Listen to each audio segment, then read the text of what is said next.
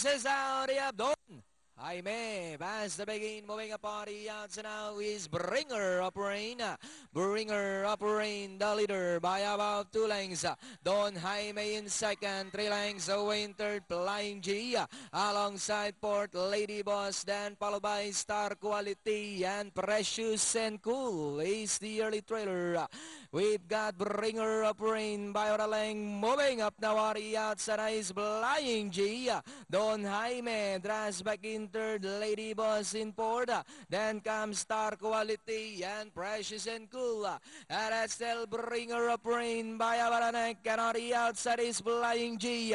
Don Jaime remains in third and followed by Lady Boss, Star Quality and Precious and Cool. Bringer of Rain by only half a length. Moving up now on the outside is Flying G. This time two runners keep on fighting it out for the lead. Flying G moving up on the outside. Down on the inside is Bringer of Rain. Don Jaime in third. A long way back to Precious and Cool, Star Quality and Lady Boss.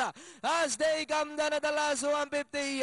Flying G is on the outside. Bringer of Rain is running by Drella. Bringer of Rain and on the outside is Flying G. Bringer of Rain moving up Flying G on the outside. But it's still Bringer of Rain followed by Flying G and finally Bringer of Rain.